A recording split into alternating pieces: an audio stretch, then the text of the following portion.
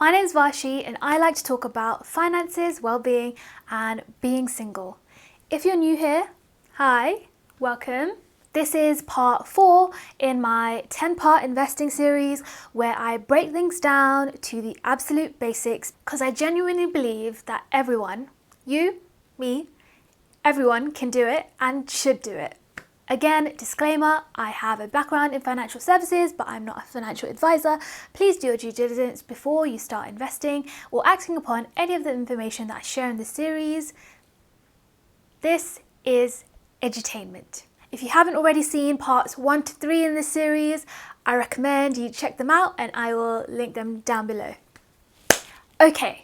So in the videos prior to this one, we've learned a little bit more about what the stock market actually is and how you would go about actually buying stock.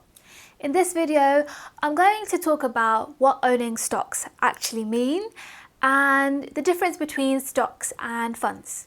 Okay, so you now feel comfortable enough to put down that first bit of money to invest in your favorite company. So you've splashed out and bought £20 or dollars worth of shares in your favorite company, Apple. So this means you get a seat at their boardroom table, right? Nah.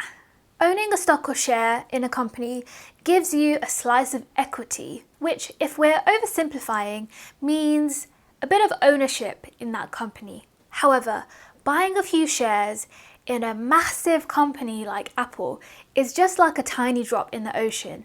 I mean, even if you owned £1 million or $1 million worth of shares in Apple, you're still only a small potato in the bigger picture. So this means you're not the boss, you're not entitled to any discounts on goods and services, you don't own a little bit of their assets, and you can't really go in and fire people as you please. Most shareholders don't have any direct say in the operations of that company, but some companies will give you voting rights if you hold shares with them. So this means you can vote for whoever sits on the board of that company. In most cases, owning stocks and shares in a firm gives you the opportunity to, profit from a rise in their share price, resulting in you making a profit if you decide to sell those shares at that higher price. Assuming you bought it at a lower price, of course. Stocks versus funds. So I spoke about this in one of my very first videos that I created on this channel, and so I'll quickly run through this again. Owning a stock or share in a company is basically you having a small piece of equity within that company and that company only. So essentially, if you're investing a chunk of money in that company, you're essentially putting all of your eggs in one basket. With funds, you're basically buying a small chunk of equity within various different companies. And so this is like putting your eggs in many different baskets. Within the broader category of funds, you're going to find a further split of different types of funds. However, I will save going into that for probably the follow-up video after this, just because I'm trying to keep things simple here, So there are a number of reasons for why you might want to invest in funds over picking stocks. When you're investing in stocks, you're benefiting firsthand from a really important thing called diversification. And this essentially reduces your risk in investing.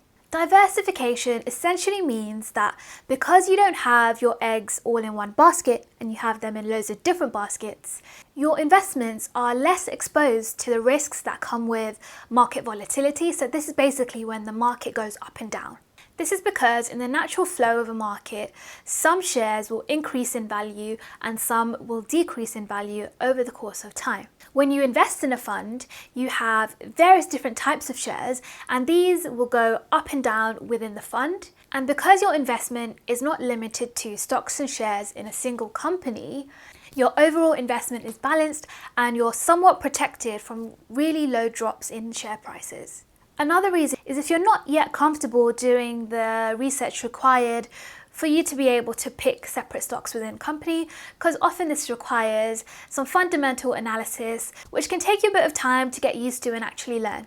On the flip side, there are also some reasons why you might want to choose investing in stocks rather than funds. Picking stocks can be lucrative in certain industries where there is a wide dispersion of returns, or where you find that the current value of the firm's share price is much lower than what it should be valued after carrying out some research and fundamental analysis, so looking at the PE ratio, which is price to earnings, but more of this in another video.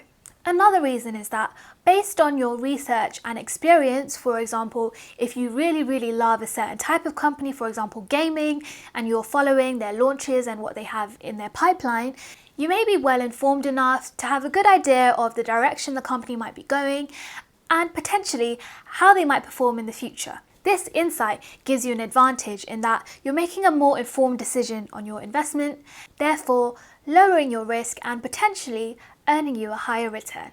Compared to things like index funds, for example, that have an average return of about 7% a year, picking stocks in single companies can sometimes give you returns of 10%, 30%, 50%, 300%.